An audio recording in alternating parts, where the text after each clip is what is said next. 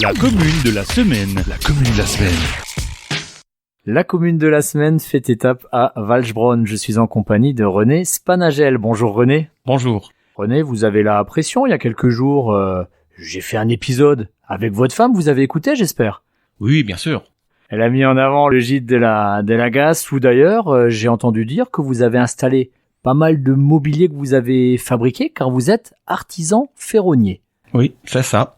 J'ai mis des choses un peu, on va dire, anciennes, la vraie ferronnerie, ferronnerie d'art si on veut, et puis une touche, je vais dire, industrielle, genre ce que les gens aiment bien maintenant, genre atelier, donc des verrières, des portes intérieures en métal.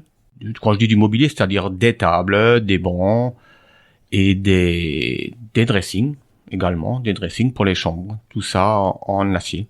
Quand on est artisan ferronnier, on voit justement un peu cette évolution des modes, ce côté où on met maintenant, vous l'avez dit vous-même, du mobilier indus, entre guillemets, dans les maisons, des choses qui se faisaient pas il y a une vingtaine d'années. On s'inspire aussi de ce qu'on peut voir ailleurs.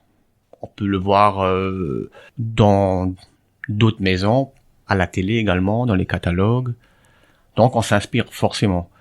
Et comme c'est quand même un peu mon métier, mon deuxième métier, si on veut, j'ai eu beaucoup de plaisir à le faire finalement. Vous dites que c'est votre deuxième métier. Qu'est-ce que vous faisiez avant de vous lancer dans la ferronnerie ? Eh bien moi j'étais chaudronnier de métier au départ. J'ai fait mon apprentissage là-dedans et puis après j'ai fait une carrière au HBL, mais toujours dans la chaudronnerie. Donc la chaudronnerie, ça donne quand même des bases, parce que votre métier, finalement, c'est un peu plusieurs métiers en un, non ? Oui. Quand on est chaudronnier, on peut être charpentier, on peut être serrurier métallier, on peut faire de la ferronnerie, mais la ferronnerie, je dirais que c'est la branche artistique, plutôt. Donc est-ce que c'est l'image qu'on avait là quand on parlait, vous savez, de fer forgé, on repense à ces portails qui marchaient très fort à un moment, c'est un peu cette branche-là, ou vous, c'est plutôt à la demande, à la pièce, et on va faire finalement de tout ? Oui, j'ai démarré plutôt en ferronnerie, mais la demande est là, alors on va quand même faire autre chose. On va pas rester sur uniquement la pure ferronnerie. Dans la serrurerie, il y a des choses à faire. Moi, je vais dire tout ce qui est moderne, ça va plutôt être quand même de la métallerie, quoi. Le mobilier, les tables, tout ça, les verrières, ce qui est beaucoup demandé.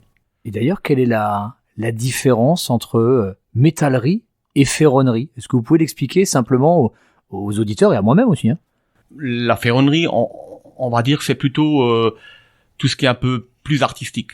À l'époque, donc, c'était quand même beaucoup tous ces portails d'église, les grilles, les garde-corps en fer forgé, en ferronnerie, fer forgé, oui, voilà. Et quand on parle de métallerie, ou à l'époque on disait plutôt serrurerie, c'est plutôt alors des portes de garage, des portes de cave, par exemple, en fer, les verrières, et voilà, un peu ce genre de choses-là. Est-ce que vous êtes fier d'une certaine manière de perpétuer l'artisanat d'art ? Oui, bien sûr. C'est aussi un peu une passion.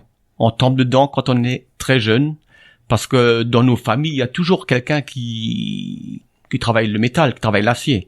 Faut quand même savoir qu'en Lorraine et en Moselle, on baigne dedans. Et d'ailleurs, vous avez baigné dedans dans votre ancien travail. Oui. Qu'est-ce que ça a été le déclic pour passer de l'un à l'autre ? Est-ce qu'il y a eu la retraite des houillères, ou est-ce qu'il y a eu une envie de se dire je vais vivre de ma passion ? Qu'est-ce qui s'est passé ? Oui, il faut le dire, c'est quand même un peu par nécessité, nécessité financière, je veux dire. Bien sûr, on a la retraite des HBL, mais au début, c'était pas une retraite, c'était un congé charbonnier.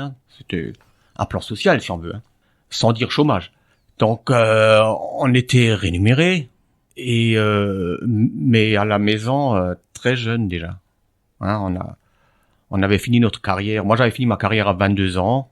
Certains à 25 ans, puis après, et 42 ans d'âge, et après on se retrouve à la maison, il faut faire quelque chose, on va pas rester là compter les moutons.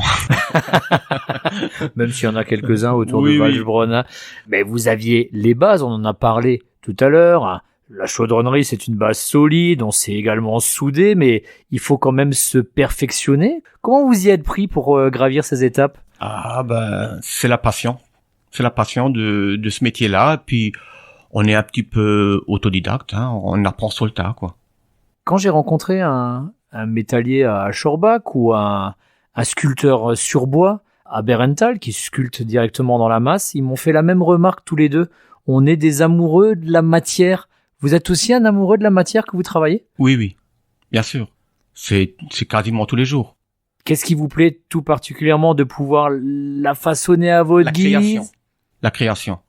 Donc, on fait pas de séries, de pièces de série comme ça se fait dans l'industrie. Ça, c'est pas intéressant du tout. Non, on n'est pas des robots. On crée des choses et c'est ça qui est finalement intéressant. C'est les clients qui nous le demandent, hein. Les clients, ils viennent avec des croquis, voire des photos, des choses qu'ils ont vues sur le net quelque part, et puis par rapport à ça, on va leur fabriquer ce qu'ils veulent. Portail, garde-corps ou autre chose. Et est-ce que parfois le premier travail, c'est pas d'être un peu psychologue et de sentir ce que le client a envie de... Ah oui. Il faut beaucoup parler avec le client. Il faut pas se louper. Je pense que il faut que ça lui plaise. Et c'est ça aussi ce qui veut dire que le travail est bien fait, c'est quand le client est satisfait? Bien sûr. Et dans votre village, plus largement, quand vous avez envie de vous changer les idées, de sortir de votre atelier, qu'est-ce que vous aimez bien faire dans ou autour de votre village? Ah, bah ça, je pense que mes copains le savent bien. Ma famille aussi, c'est la pêche. Ouais. Vous êtes souvent du côté de l'étang, du coup? Oui. Bah, il faut bien, à un moment donné, couper. On peut pas rester seulement dans nos ateliers. Il faut voir un peu autre chose. Et est-ce que c'est un véritable atout quand on est dans un village comme Walsbronn de pas avoir des kilomètres à faire? On a finalement, on se met au vert tout de suite? Oui. On est très vite au bord des ruisseaux. On a des ruisseaux, on a des étangs. C'est agréable. Vous êtes dans un ancien corps de ferme, rue de l'École. Est-ce que cette touche autour du fer forgé, autour de l'Indus dont vous avez parlé tout à l'heure, vous avez essayé de la mettre aussi dans votre habitat à vous? Oui, forcément. Au début, la ferronnerie, on la retrouve, je vais dire, presque partout dans notre maison. Autant chez nous que dans le gîte. Dans le gîte, j'ai un peu transformé les choses un peu différemment, hein. Plus le côté, je vais dire, le côté industriel, le côté atelier. C'est une touche qu'on voulait mettre dans le gîte. Et chez moi, ça va être un peu plus ferronnerie d'art, mais bon, c'est en train de changer. Et est-ce que parmi les gens qui sont venus au gîte, vous avez déjà eu des demandes pour venir jeter un petit coup d'œil dans l'atelier, faire une démonstration entre guillemets, hein? Oui. Souvent, les gens sont un peu, ils sont un peu étonnés parce que la maison de l'extérieur, c'est quand même une vieille bâtisse, hein, vieux corps de ferme. Ils s'attendent pas à voir un style comme ça à l'intérieur de cette vieille maison. Donc, ils viennent me voir pour savoir un peu comment cela se fait et qui a fait ces choses. C'est ça qui les intéresse et donc ils viennent me voir à l'atelier. Et finalement, la ferronnerie, c'est aussi ça. C'est un savoir-faire ancestral, mais où on peut se renouveler constamment. Oui. Je pense qu'avec l'acier, il n'y a pas de limite. On peut en faire ce qu'on veut. On peut le chauffer à la forge, on peut le travailler à la soudure, on peut le modeler comme on veut. Est-ce que ça veut dire que quand l'heure de la retraite sonnera, vous continuerez à être ferronnier? Quelle retraite? René Spanagel, artisan ferronnier à Walsbronn. Merci beaucoup. Merci.